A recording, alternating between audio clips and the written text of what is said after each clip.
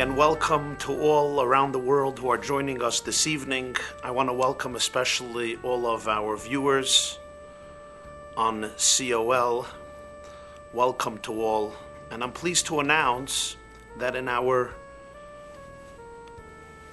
ever-continuous attempt to saturate the world and the globe with Torah study, so we will begin a new series on the Hasidic classic, Likutei Torah, the great Hasidic work by Rabbi Shneur Zalman of Liadi, the founder of Chabad.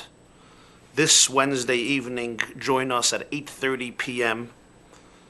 It will be presented by my colleague, great Hasidus teacher, Rabbi Yossi Paltiel, learning the Likutei Torah on Parshas Kisavai inside. This is a new series on this classic, Wednesday, 8:30 p.m. on www.theyeshiva.net. Who invented the term kiruv? Today it's frequently used as the term for outreach, for reaching out to other people, to other Jews. Who invented this term? Tonight we're going to explore Moses' first and final act, outreach, kiruv. It's a story about three rebels, Reuven, Batya, and Miriam. And it begins with a very intriguing midrashic interpretation on the portion of Kisavai.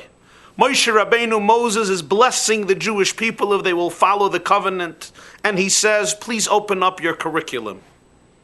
Right below the video, there is a PDF document. You could see on the yeshiva.net, right below the video, there's a PDF document, a curriculum. Please open up your PDF to source number 1. One of the blessings Moses presents to the Jewish people in Deuteronomy 28, Savo, Perek Ches, Pasuk Vav, Baruch Ata B'vayecha, Uvaruch Ata B'tzeisecha. You shall be blessed in your coming in, and you shall be blessed in your going out. On this there is a midrashic commentary. What is perturbing the Midrash? And here I want to explain to you something.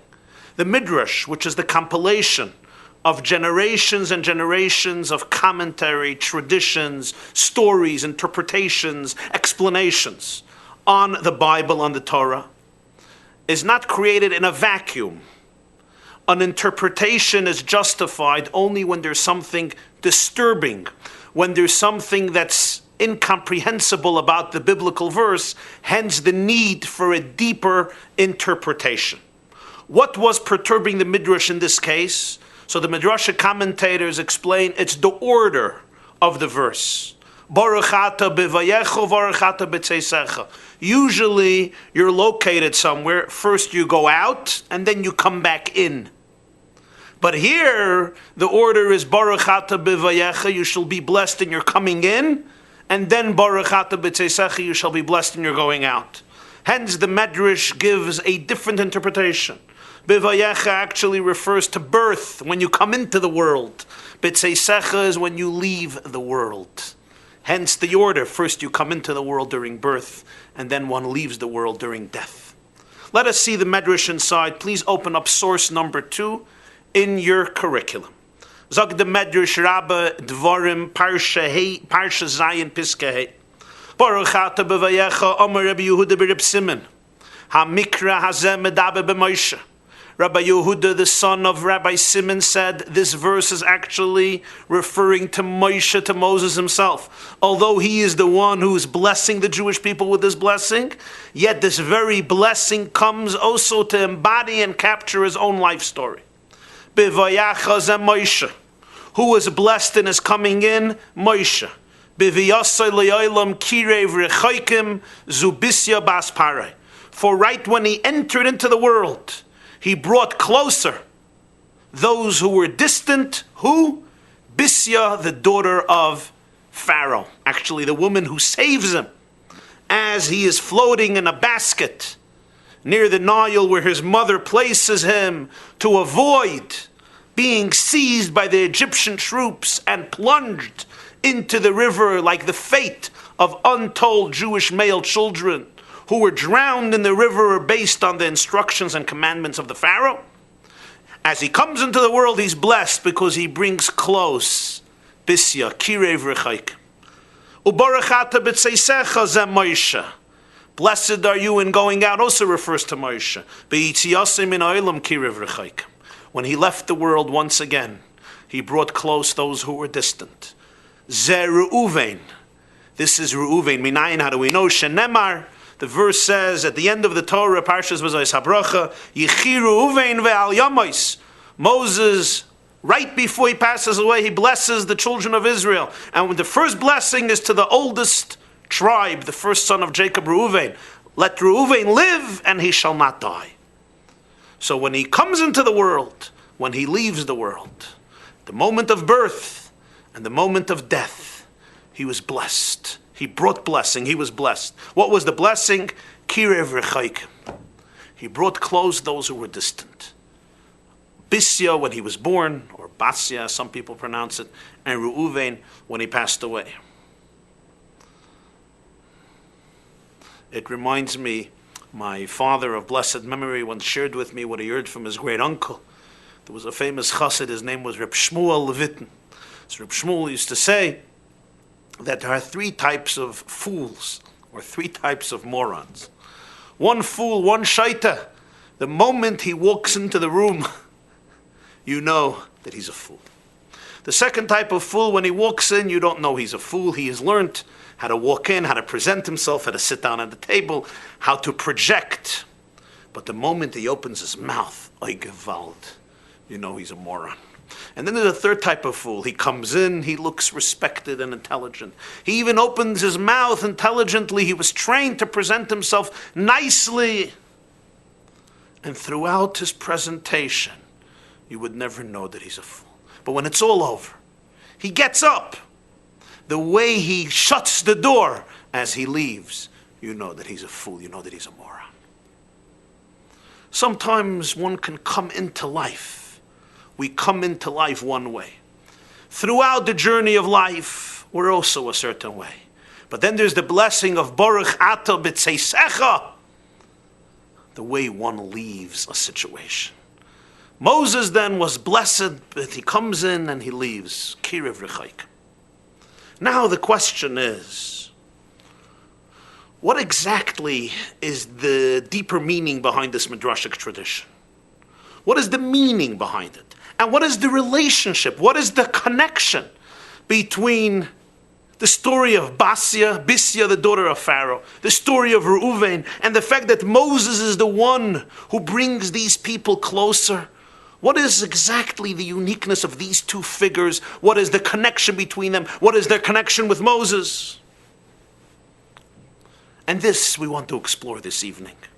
Because when you reflect on the story, you realize that both Batya, the person who Moses affects at his birth, and Reuven, who Moses brings closer at his death, have a very powerful common denominator. Namely, they both rebelled against their fathers. Let's start with Batya, the daughter of Pharaoh. I know some of you are wondering why I'm saying Batya when most people say Batya, but as you'll soon see in the biblical source of her name, she's called Batya, not Batya. Although the common name today is Batya or Batya. Who was Batya, the daughter of Pharaoh?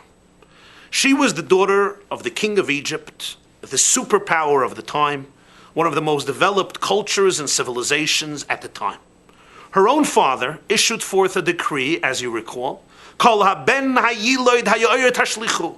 Every Hebrew infant male born must be plunged into the river drowned.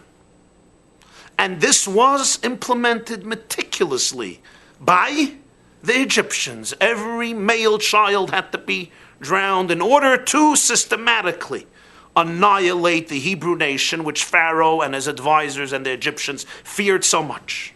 Yocheved, Moses' mother, knows that there's no hope for her infant son in her home. He will be taken from her and killed. And hence, as we remember in the beginning of Shmos, the beginning of the book of Exodus, she builds a little casket. She puts her little infant in the casket when he's 3 months old. She puts him near the river. His little sister Miriam is standing there from far to see what's going to happen. What does happen? The Torah says the daughter of Pharaoh, but the Torah doesn't say her name. How do we know her name? Because there's a verse in Divrei Hayomim in the book of Chronicles later in the Tanakh which does identify her name. We'll soon see. The Torah just says the daughter of Pharaoh went to bathe, and she sees this casket, and she stretches out her arm, and she saves this child, and she names him Moshiach.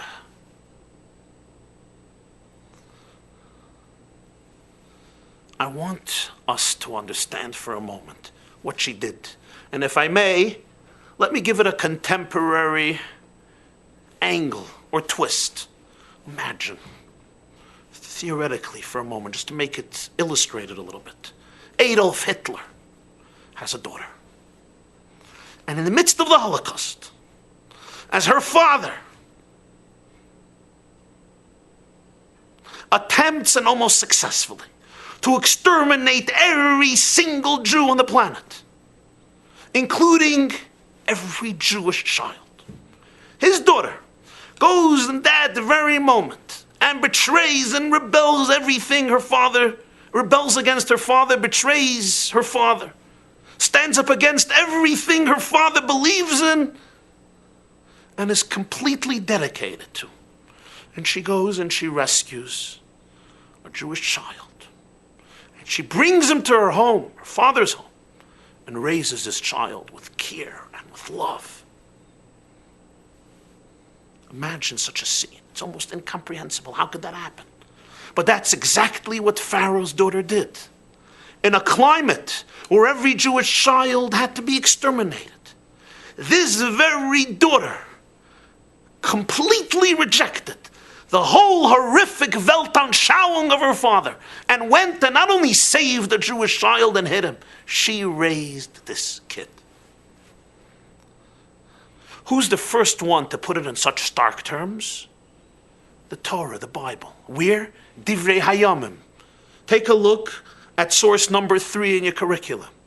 Divrei Hayomim Aleph, Chronicles 1, chapter 4, verse 18. Ve'ele bnei Batya bas Paroi asher lokach mored. Here's the first time the daughter of Pharaoh is identified by name. Batya, the daughter of Pharaoh, these are her children. Who married her? A man named Mored. What does this mean? Who's Mored? So Divrei Hayomim there is talking about a man named Kalev, who was one of the spies that Moses sent, Yehoshua and Kalev. He was from the tribe of Yehuda, Kalev ben Yefunah. So the Midrash says, now look at source number 4. The Midrash in Vayikra Rabbi Parsha Aleph, the beginning of Vayikra says, Asher lokach mored ze Kalev. Who is this man Mored who married Batya, the daughter of Pharaoh? Well, I should say Kalev married a few women. Some died, including Miriam died. Kalev married Batya, the daughter of Pharaoh. That was one of his wives. A later wife after the other ones passed away. Why is he called Mored? Zok the Medrash Rabbi Abba bar Kahana Rabbi Yehuda bar Simon. Rabbi Abba bar Kahana has one opinion. Rabbi Abba the son of Kahana, Rabbi Yehuda the son of Simon has another opinion. Chad Amar, one says, Zem Morad Batzas Meraglim Vizu Morda Batzas Aviyah. Kalev and Batya were both rebels. He rebelled against the scheme of the scouts to dissuade the Jewish people from entering into the Holy Land. She, the daughter of Pharaoh, rebelled against the scheme of her father to exterminate Jewish male children. Yavai Moirid v'yikaches hamoiredes. Let the male rebel come and marry the female rebel. It's a great shidduch, it's a great match. 2 rebels, 2 people who have the guts and the audacity and the chutzpah to stand up to a massive system, to a massive infrastructure which they know is morally repulsive. Batya watches a whole civilization become degenerate, morally repulsive and grotesque, to drown little infants, to grab them from their mother's arms and throw them into the river. Why? One sin, because Jewish blood flows through their sinews. What type of woman do you need to stand up to her own father in such a climate? You need a Meredes. Kalev also stood up to a nation, to all of the spies who were determined not to go into the Holy Land. They were fearful they're going to die. So she, Batya, marries Mored, Kalev, Yavai Moired v'yikaches ha-Meredes. Here we see Batya portrayed as the ultimate Meredes. V'chadamar, another opinion in the Midrash is, Zehitzilas hatzoin v'zuitzilas haraya. What made it such a good marriage is one saved the flock and the other one saved the shepherd. How beautiful, how eloquent. Kalev saved the flock, the Jewish people, because he fought the scheme of the spies which jeopardized the entire Jewish future. But Batya saved the shepherd, Moses. Without the daughter of Pharaoh, there would be no Moses. She's the one who gave us Moses. It is fascinating that the reason we have Moses, the reason we have Moshe, is because of one person. A woman, a non-Jewish woman, the daughter of Pharaoh, who later converts and marries Kalev.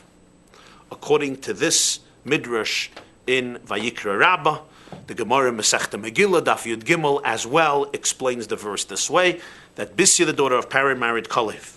There's a beautiful Midrash in the same place. Open up source number 5. Rabbi Yeshua the Sichnin b'shem Reb Levi. Rabbi Yeshua of the place Sichnin said in the name of Rabbi Levi. Amar lo HaKadosh Baruch Hu leBatya bas Parei. God told Batya, the daughter of Pharaoh, Moshe lo haya bincha v'karasa yisei bincha. Af at lo yad biti v'ani kari yischa biti. Moshe, Moses, was not your child, but you called him your child. You called him my child. You're not my daughter. You're Pharaoh's daughter. But I will call you my daughter. What's her name? Batya, or Batya, which means the daughter of God. Batya is a combination of two words. Bas, the daughter, Yud K, of God, one of God's names. The daughter of God. So, this is Baruch Ata b'vayecha. The moment Moshe comes into the world, he's blessed. What's the blessing? Kiruv rechokim. He brought out the spiritual majesty, the moral greatness of the daughter of Pharaoh, of Batya. Kiruv rechokim, somebody who was so distant, somebody who was so remote, somebody who grew up in a palace which was determined and committed to mass murder and genocide. Moses inadvertently ignited her spark, transformed her, metamorphosized her momentarily from a daughter of Pharaoh into a daughter of God, Batya. This was his first act.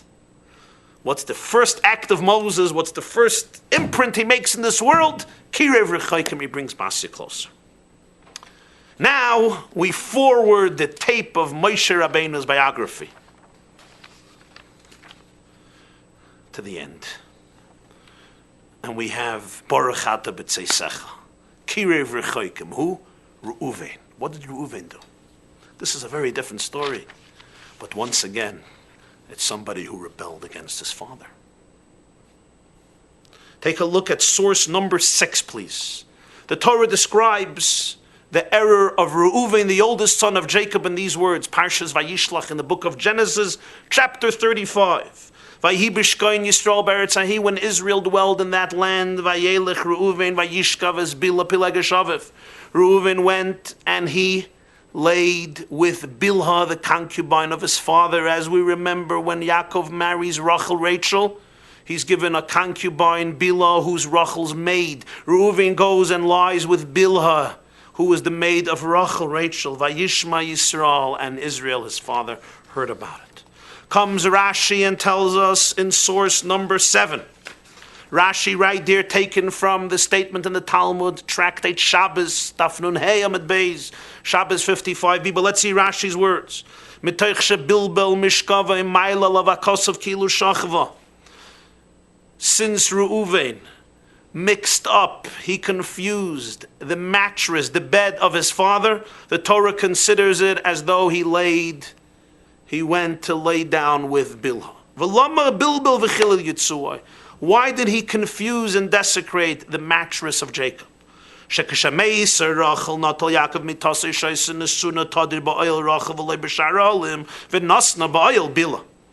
You see, Rachel died, as we remember, during childbirth. Now, Jacob always had his bed in the tent of Rachel. Every one of the matriarchs had her tent.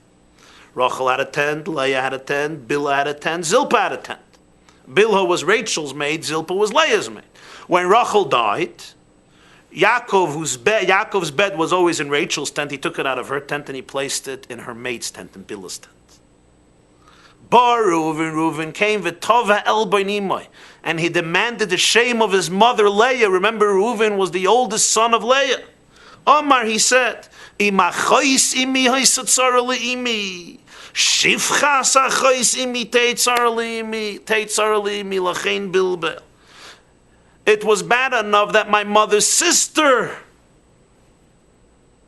was on opposition to my mother. The maid of my mother's sister has to be in opposition to my mother. That's not fair. And therefore he took Yaakov's mattress bed out of Bilhah's tent to put it into Leah's tent. Here again, Reuven felt that his father behaved inappropriately. Rachel died. Rachel was his beloved wife. Rachel was the wife he dreamt for. Fine, his bed was there. But now put it in Leah's tent, not in Bilhah's tent, in Rachel's maid's tent. Reuven, the oldest son of Leah, we can understand the psychology. Reuven feels horrible, he's outraged, he's insulted. He feels the pain and the shame of his mother, which has been going on for many years, as the Torah hints to us and intimates in various stories, explicitly and between the lines. And Reuven is the sensitive one who feels the burden, and therefore he goes ahead, and it takes guts, and he interferes into a very private, sacred space of his father's life, moving around the bed, which the Torah considers a very severe mistake to the extent that it uses such powerful terminology to describe Reuven's deed. He also rebels against his father, just like the daughter of Pharaoh. But unlike her rebellion, his was an error. Sometimes a person rebels against their father. Sometimes a person rebels against the tradition of their home, against the culture they live in, and they become heroes. Sometimes the rebellion against a father is an error. It's a mistake. It's short-sighted. It's impulsive. And it's simply erroneous. And as a result of this, Reuven was somewhat isolated. He was somewhat excommunicated. Jacob tells him this on his deathbed. On his deathbed, on Jacob's deathbed, he'll remind Reuven of what he did, and he talks there about the consequences, the last portion of Genesis, portion of Vayechi. Now, 4 books later, and hundreds of years later, Moses is on his deathbed, and what are his words? Yechi Reuven, open up source number 8. What are Moses' words? He opens up his blessing. He blesses the Jewish people right before he passes away. The last portion of Deuteronomy, V'zois HaBracha, read on Simchas Torah. What are Moses' opening words in his blessing? Yechi Reuven v'al yamos. Let Reuven live and he shall not die. What does this mean? The tribe of Reuven was alive. Reuven himself passed away many years before. So Rashi says in source number 8, Yechi Reuven ba'olam hazeh. Let Reuven live in this world. V'al yamos lo'olam haba. Let him not die in the next world. Shelo yizacher lo'maaseh Bilhah. The story with Bilhah shall not be recalled, shall not be remembered. The last act of Moses is to bring back, to be makarev, rechokim. Reuven, who was remote, who was distant, who was somewhat excommunicated and isolated, is brought back when Moshe Rabbeinu declares in his final will and testament, Yechi Reuven v'al yamos. Let Reuven be brought back fully. Now, here is the third part of the story. Moses' birth himself came through a rebellion. A rebellion against whom? Also a father. Who's this rebel? Miriam. Clearly, our sages describe it very dramatically. Please open up source number 9, the Gemara, that famous Gemara in Saita Daf Yud Beis Amud Aleph, tractate Saita 12a, Zog the Gemara. Listen to this story. It's a gripping story and very dramatic. Tana, we have learned. Amram Gadol Hadoir Haya. Amram, the father of Aaron, the father of Miriam, was the greatest Jew of the generation. He was the Gadol Hador. Kivan Shera Shamar Parei Arasha Kol Ben Hayiloid Hayoira Tashlichu.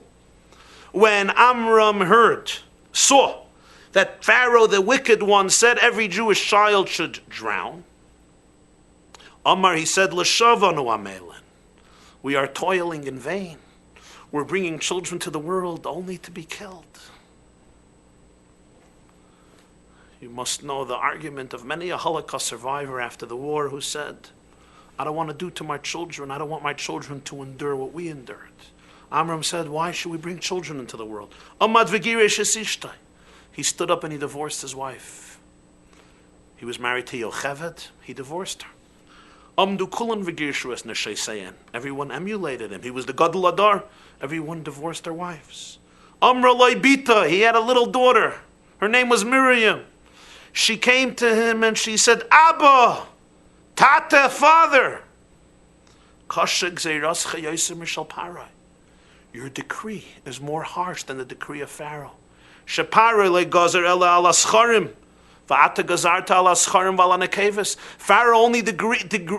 that the male Jewish children should be killed. You decreed that no Jewish child should be born, not a boy nor a girl. Pharaoh's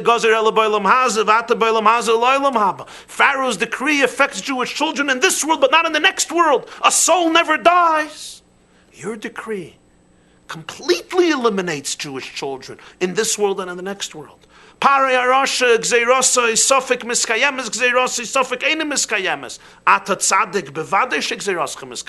Number 3, this little girl told her father, imagine. 3 arguments. Number 3, she says the decree of Pharaoh may succeed, it may not succeed. Your decree will certainly succeed because you're a righteous person. Your decree is more harsh than Pharaoh for 3 reasons. Amram comes back to his wife. All the other men remarry their wives.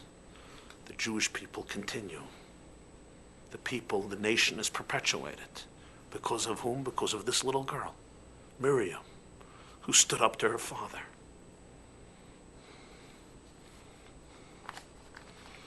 So we at last encounter here 3 rebels. Reuven, Batya, Miriam. But for 3 different causes, and 3 different instances, and 3 different results. There is a rebellion against your father to create life. In this case, her father didn't want to create life, and she rebelled against her father to create life. This was the story of Miriam. Then there is the story of Batya. She rebelled against her father to save a life. And then there was the story of Reuven, who rebelled against his father to mix into a life, to interfere with his father's intimacy, which was the error. It's interesting. The first 2 rebels were women. Both rebelled against their fathers heroically, although in very different ways, in a very different context. Pharaoh was the perpetrator. Amram was trying to be on the defensive. They both outsmarted, so to speak, rebelled against their fathers.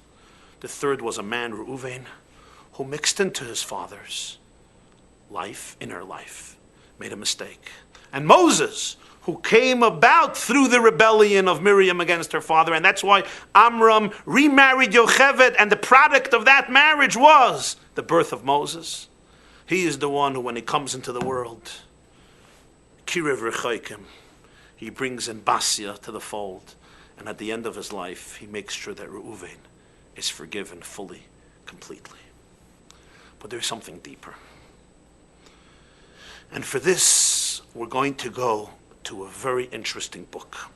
It's called Megala Amukais. He reveals the secrets. It was authored by a great sage and Kabbalist. His name was Rabbi Nathan Shapiro, who lived in Krakow and died in the year 1640. A great Jewish mystic. His book Megala Amukais is 252 ways of interpreting the word of Va'eschanan. The opening of the portion of Va'eschanan, Moses beseeches God to go into the Holy Land, and God says no. 252 ways of explaining that verse and that word Va'eschanan. It's a fascinating book. And I want to study with you today the 187th way. Method 187 of explaining Va'eschanan. We don't have time to do the first 186 methods and the subsequent methods after 187, but we're doing 187 today, Eifen Kuf Bei Zayin, and you have it in source number 10, and I'm going to learn it with you inside. The Megala Amukais says, Ratzah Moshe likanis l'Eretz Yisrael. Moses wanted to go into the Holy Land. You know why? Why did he want to go in? Because through divine inspiration he realized that at the end of days this verse will be fulfilled. The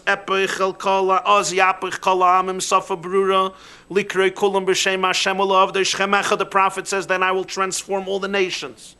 They will all articulate themselves in a clear language. All of them will call out in the name of God and serve one God together. That's why Moses wanted to go into the Holy Land. Why? Rechokim. He wanted to accomplish one thing. He wanted to bring back all those who are distant. And bring them under the wings of God.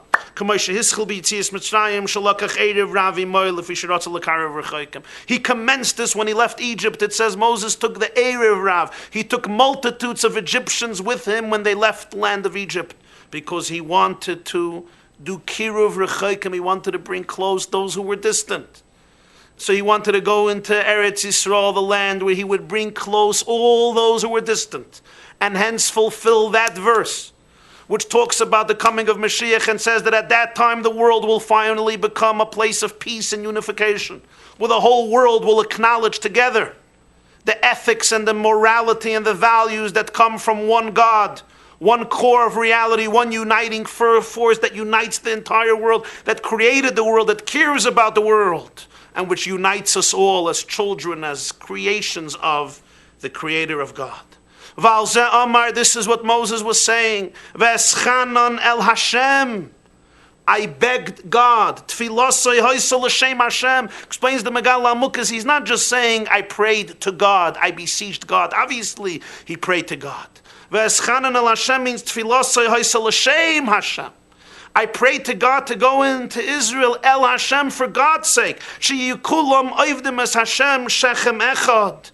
Because I wanted the whole world should serve God in unity. It was for God's sake that I wanted to go into Eretz Yisrael. I knew over there I'll be able to do kiruv rechokim. I'll be able to bring back the world to God. Be'eis hahi continues. V'eschanan el Hashem be'eis hahi ma sheyil izman ha'asid. I was asking God to go in be'eis hahi because I was thinking about that time. This is how he explains the verse. V'eschanan el Hashem be'eis hahi. I begged to God during that time. It means I prayed to go into Israel for the sake of God, that everyone should serve one God. What was I praying for? Be'eis hahi, for that time. Which time? The time of Messiah, the time of redemption, the future time of Mashiach. Hey Shiva Kadosh Baruch Hu, what was God's response? Ravlach. The verse says, God tells him, Ravlach, enough. Al toisav daber elai ad badavar ezeh. Don't speak to me about this. So the Megala Amukais explains, Ravlach. B'milas Rav, Ramaz loy mashakasav b'medrash al pasuk barachata b'veyecha barachata b'tzeisecha. In the word Rav, he intimated what the Midrash says in the verse barachata b'veyecha barachata b'tzeisecha. What does the Midrash say? You know it already. We had it in the beginning of the class. Pasuk hazeh medaber b'Moshe barachata b'veyecha loylam hazeh shekirafta l'rechoika shibas parish in his gaira.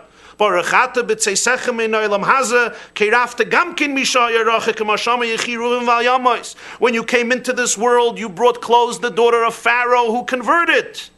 And when you left this world, you brought close another person who was distant, Reuven. This was God's response.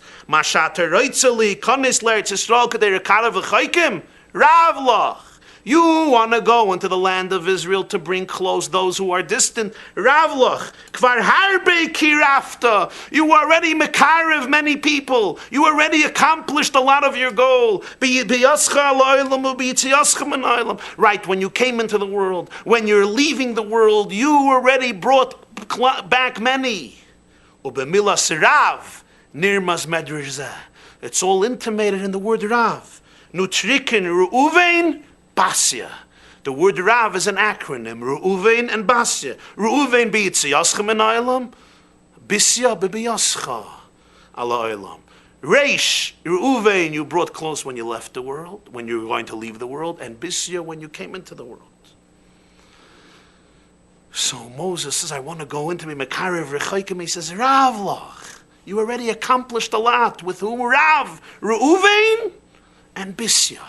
That's tremendous. That's enough. Gam nirmaz b'milas Rav. Another hint in the word Rav. Al erev Rav shalokachim oiveratzel lekarev oisim tachas kamfi ashchina v'le'olsala. He tried to bring closer the erev Rav, the multitudes of Egyptians, which was unsuccessful.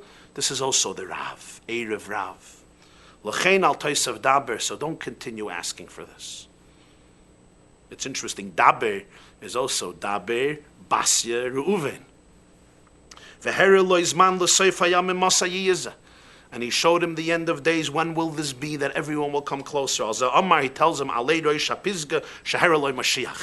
instead of asking me to go into Eretz Yisrael, go on top of the mountain and look. What did he show him? He showed him the time of Moshiach. He showed him Moshiach.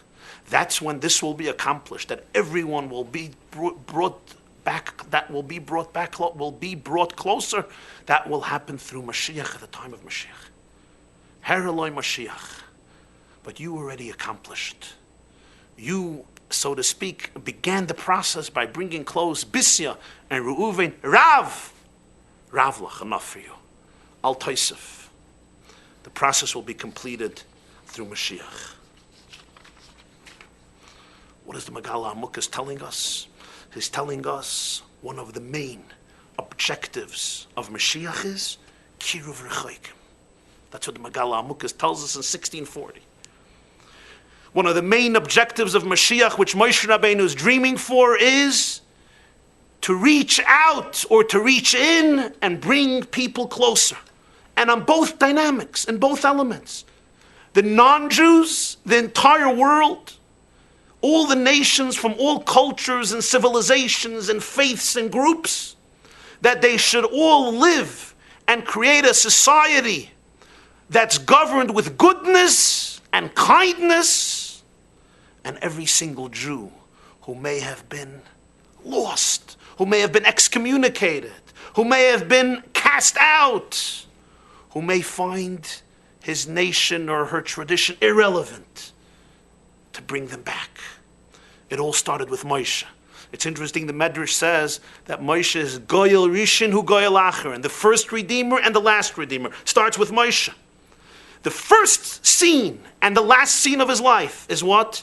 Kiruv rechokim. Who? The non-Jewish world and the Jewish world. The first scene of his life is that Batya should rebel against a society of dictatorship that wants to murder. And the last scene of his life is to make sure that a Jew is not lost to his father, to his people, to his mother. And Moses' entire life is sandwiched between these two moments. Kiruv rechokim, the opening scene and the final scene. Moses wants to finish, but Hashem says Moshiach is going to finish. Baruch atah b'vayecha, baruch atah b'tzeisecha. It's a tremendous lesson to us. Sometimes a person thinks, why is it so important to reach out? Why is it so important to influence another person positively? To be mekarev, to bring closer another human being, another Jew.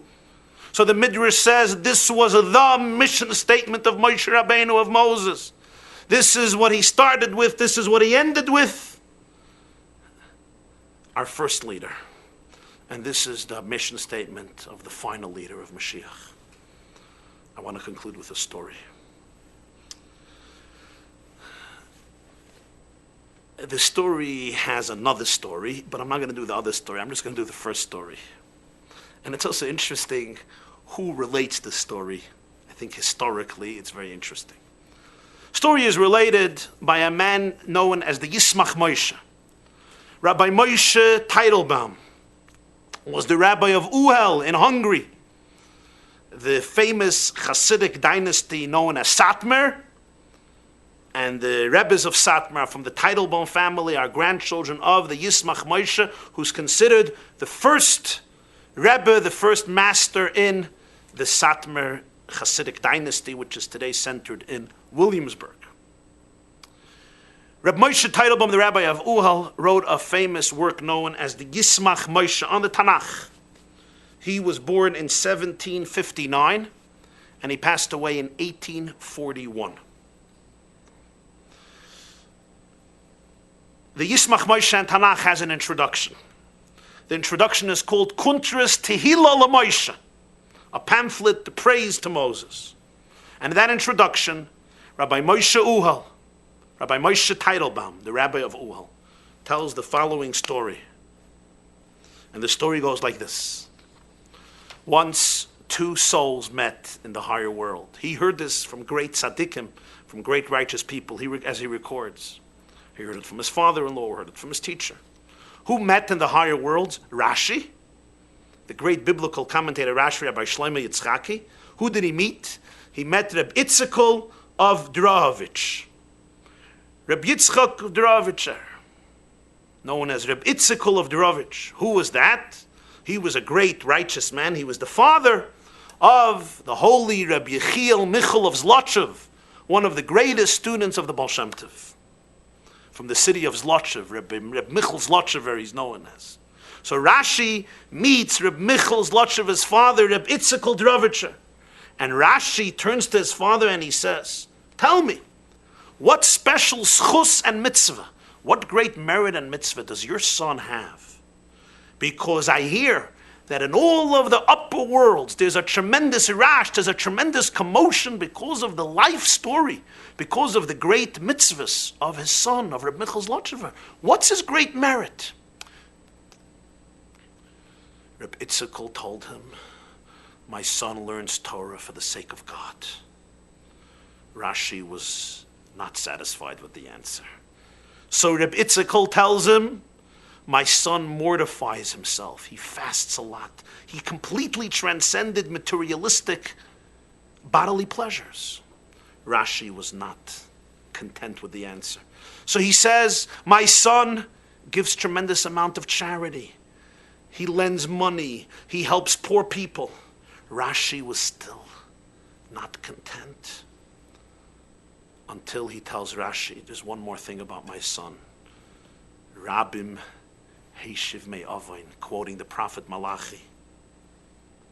He brought back many from sin, many people who were lost morally and spiritually. He brought back many Jews who felt that they were outside of the pale of the Jewish community. He brought back Asa Harbe Bali Tshuva Ba'olam. He brought back many people to their soul, to their people, to their faith, to their God. When Rashi heard this, he was satisfied. He was content. He says, now I understand why his life creates such a powerful spiritual commotion in all the upper worlds. And if you'll open up your curriculum, source number 11, you have the whole story. I quoted the whole story from the Yismach Moshe in his original language. Kiruv rechokim. It's the Virabim Heishiv Me'avin. It's that Reb Michal Zlotchever did great things. Learning is unbelievable. And tzedakah, charity, is the greatest mitzvah. And to challenge your physical, narcissistic pleasures is awesome. But what really got Rashi?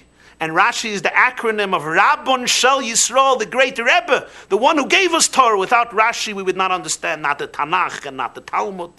Rashi gave us Torah. What touched Rashi? Rabim Heishiv Me'avin.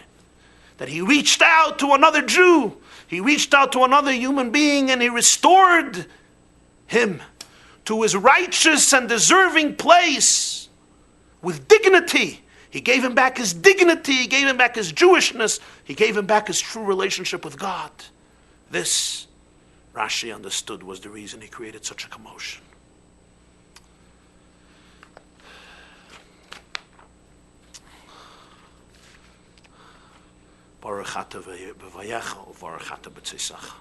This was the story of Moshe, and this is the story of Moshiach, as the Megala Amukas points it out so well. We hope to see you next Monday night, again, 8:30 p.m. for our weekly class. And this week, Wednesday night, 8:30 p.m. for a new series in Likutei Torah by Rabbi Shneur Zalman of Liadi, presented by Rabbi Yossi Paltiel. Also, I want to request of you, you have here scrolled in the beginning of the video, you had it, and now at the end of the video, you're going to have scrolled. There's a special contest now on Facebook for schools to win $500,000 for the schools. If you could please look up the website, which we are going to scroll on the monitor, and vote for these schools to help countless Jewish children, to give them the beautiful and noble and Jewish education they deserve. Thank you very much. See you next week, and have a wonderful evening.